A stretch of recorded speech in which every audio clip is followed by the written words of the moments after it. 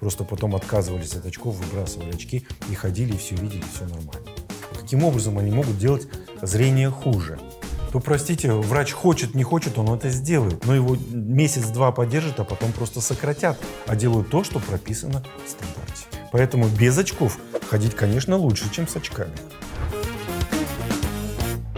Если человек длительное время, 5, 10, 20 лет носит очки, и зрение постоянно ухудшается, и врачи говорят, ну что вы хотите, вот вам же уже много лет, поэтому это естественный процесс.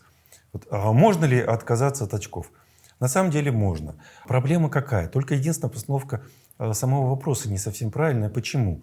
Потому что, как правило, близорукость – это прерогатива молодого возраста. А со взрослением, в период взросления у нас, наоборот, развивается больше дальнозоркость. Почему? Потому что близорукость или дальнозоркость определяется одной единственной вещью – это цилиарной мышцей. А мышцы, как мы знаем, да, как мы уже рассказывали много раз, с течением времени имеет свойство забиваться, то есть накапливать вечно напряженные волокна. Так вот, близорукость – это когда цилиарная мышца слабая и недостаточно растягивает хрусталик. Соответственно, он остается все время достаточно более круглым, чем должен быть, для того, чтобы фокус лучей попадал на сетчатку. Когда он недостаточно растянут, получается близорукость. Когда он перерастянут, он более плоский, чем нужно, фокус идет за сетчатку, не на сетчатку. Тогда на сетчатку это норма. Когда не доходит до сетчатки, это близорукость. Когда переходит, дальше идет, чем сетчатка, это дальнозоркость. Так вот, в молодости мы в основном чем занимаемся? Книжки смотрим. Сейчас все в компьютере сидят, в телефонах сидят и смотрят вблизь. А естественно, мышца, которая не работает, она слабенькая. Поэтому и у молодого поколения, у молодых людей, у большинства именно близорукость. Но с течением времени, как мы уже говорили, любая мышца накапливает вечно напряженные волокна. Соответственно, и это напряжение, цилиарная мышца не избежала этого статуса, она тоже накапливает эти забитые волокна, которые остаются в напряжении. Поэтому с возрастом у людей развивается дальнозоркость. И зачастую, может быть, вы видели даже, многие пожилые люди ходят в очках с двумя фокусами. Да? То есть внизу линза для чтения книжки, для близорукости, а вверху линза для смотрения вдаль. Для дальнозоркости. Почему? Именно поэтому, потому что, да, близорукость может быть. Там две формы есть близорукости. Одна – это недостаточная, то есть слабая эта цилиарная мышца, недостаточная ее сила. А вторая форма близорукости – это растянутое глазное яблоко. То есть мы говорили, что должен быть фокус попадать на сетчатку в норме. Но если глазное яблоко должно быть идеально круглым, тогда все правильно, все нормально, фокус приходится на сетчатку. А если глазное яблоко вытянуто вдоль, то тогда фокус тоже не доходит до сетчатки, это будут большие степени близорукости. То есть маленькие степени близорукости, где-то до 3 примерно, до -3. Это слабая цилиарная мышца, и корректируется элементарно просто тренировка этой мышцы. Да? Как вы хотите, чтобы бицепс был сильный, вы берете гантельку и начинаете его качать, он укрепляется, усиливается. Так и здесь тоже. Цилиарную мышцу нужно потренировать, она станет сильной. И близорукость уйдет. Но если близорукость больше 3, то, как правило, это связано еще с удлинением самого глазного яблока. То есть форма глазного яблока нестандартная.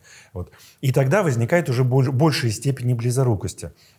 И здесь обязательно нужно не только потренировать цилиарную мышцу, но и поработать с глазодвигательными мышцами. Почему? Потому что в норме рождается глазное яблоко, оно идеально круглое.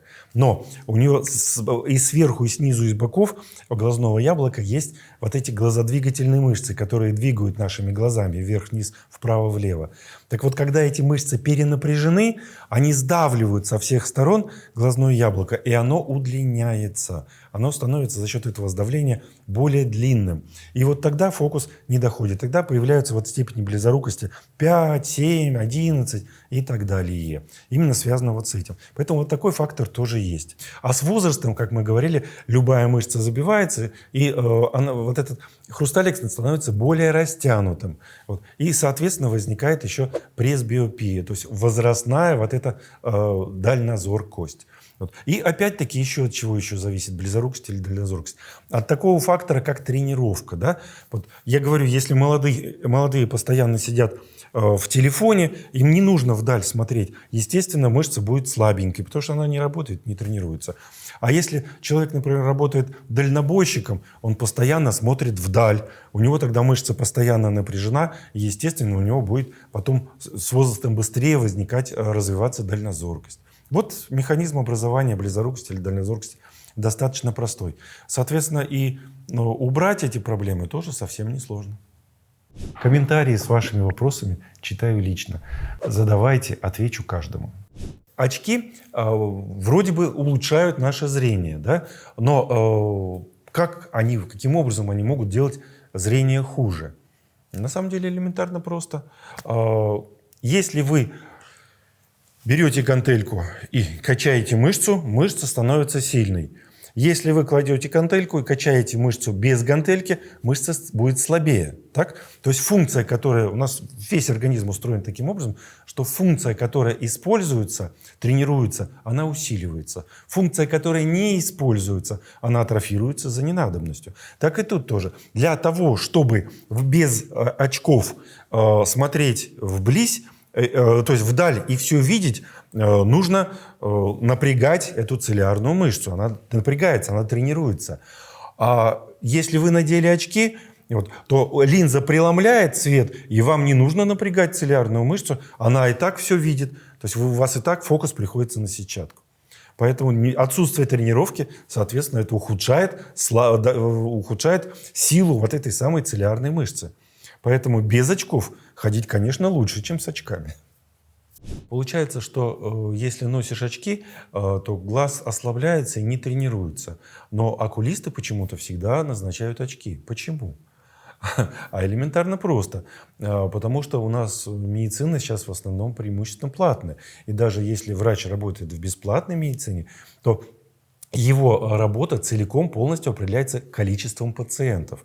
Да, например, сидит врач в поликлинике, и он приходит, у него там положено, например, 32 человека за смену принять, он принимает. Вот. А если у него там всего 3 человека, но его месяц-два поддержат, а потом просто сократят, уволят за ненадобностью. А зачем врачу, который сидит там 6 часов на работе, и который всего 3 человек за это время принимает? Элементарно просто. Поэтому, к сожалению, у нас сейчас многие вопросы именно таким образом решаются. Вот, как и у стоматологов, так и многие другие врачебные специальности. Вот. Это первый момент. А второй момент, их же учат как? Они же не думают, что вот там давайте... Вот. Их учат, что если есть близорукость, нужно носить очки минус. Если есть дальнозоркость, нужно носить очки плюс. То есть, чтобы лучше видеть. Но почему вот это все происходит? Они просто... Я не думаю, что они не знают. Я думаю, что наверняка знают, но просто не ставят пользу для человека выше, чем какую-то свою профессиональную обязанность. Это первое. А второе, давно уже в нашей стране с 91 года, а в других странах гораздо раньше, врачи работают по стандартам. И если в стандарте написано, что вот пришел к тебе человек с близорукостью, ты обязан выписать ему очки, то, простите, врач хочет, не хочет, он это сделает. Почему? Потому что если он не выполнит указания стандарта, он потеряет в зарплате. Потому что все врачебные назначения проверяются комиссиями. Вот. И если выполняются стандарты, значит, врач там свою премию получит или там что, зарплату свою получит. А если он не выполнил стандарт, у него урежут. Один раз урежут, не выполнил. Второй раз не выполнил, опять урежут. А потом просто главный врач его вызовет и скажет: Иван Иванович, я вас увольняю, потому что вы нарушаете работу нашей поликлиники. Вот и все. Все просто. Поэтому, конечно, они не делают то, что надо было бы делать, а делают то, что прописано в стандарте. Если носите очки давно, досмотрите до конца. Я расскажу метод самостоятельного восстановления. Подпишитесь, чтобы не потерять. Да какой результат человек может получить после какого-то времени занятия по вашей методике. А результат тот, который нужен. Если вы хотите нормализовать зрение, убрать близорукость, вы нормализуете зрение, уберете близорукость. Если вы хотите убрать дальнозоркость, вы уберете дальнозоркость, нормализуете зрение. Вот. И здесь вопрос не месяцы, а буквально недели. Вот. То есть в пределах там 1-1,5 месяцев вы реально можете восстановить свое зрение, и ничего страшного и сложного в этом нет, занимаясь буквально там 2, ну максимум 3 раза в день. Это не зависит от стажа, от ношения очков? Вообще не зависит, никак. Если вы носите 1 день, вы получите результат сразу же. Если вы носите 20 лет, вы все равно достаточно быстро получите результат. Я говорю, вопрос нескольких недель. Есть ли случаи, когда уже поздно и ничего не сделать? Такого не бывает. Если речь идет о дальнозоркости и близорукости, в любом возрасте она корректируется достаточно несложно. Ну, естественно, если человек молодой, конечно, у него мышца быстрее отреагирует, чем когда человек уже там достаточно пожилой. Но все равно мышцу можно расслабить и напрячь в любом возрасте. И цилиарная мышца — это тоже мышца. Поэтому восстановить ее работоспособность можно когда угодно, независимо от того, сколько вам лет и сколько лет у вас близорукость. 10, 20, 30, 40. Не имеет значения. Метод самовосстановления и избавления от очков очень прост. Вот, нужно делать всего один из 2 вариантов. Если у вас небольшой степени близорукость, там, до 3, вот, или если у вас дальнозоркость, то это будет первый вариант. А если у вас большая степень близорукости, там, больше 3, вот, то тогда нужно делать и первый, и второй еще вариант. Первый вариант заключается в том, что нужно потренировать свою цилиарную мышцу. Как мы говорили, когда она напрягается, она растягивает хрусталик, когда она расслабляется, она, наоборот, делает хрусталик более выпуклым. А как ее потренировать? А элементарно просто посмотреть то вблизь, то вдаль. То есть, когда мы смотрим вблизи, она расслабляется. Когда мы смотрим вдаль, она напрягается. Вот и все. То есть, нужно подойти к окну, из которого видно куда-то что-то очень далеко стоящее, вдаль, чтобы можно было посмотреть вдаль. Не на стенку дома напротив, а куда-то далеко. Вот. Берете листочек бумажки с очень-очень-очень мелким текстом и вешаете на стекло этого окна. Подходите, встаете так, чтобы от вашего глаза до этой бумажки было где-то 30-40 сантиметров. Вот. И 30 секунд вглядываетесь в этот мелкий-мелкий-мелкий текст, пытаетесь его прочитать. Потом переводите взгляд вдаль и 30 секунд вглядываетесь в какие-то предметы, там дома или еще что-то, стоящее там далеко, вдали. Пытаюсь настроить свое зрение и увидеть то, что там. И таким вот образом по 30 секунд делаете там 7, 10 переходов. 7 обычно достаточно бывает.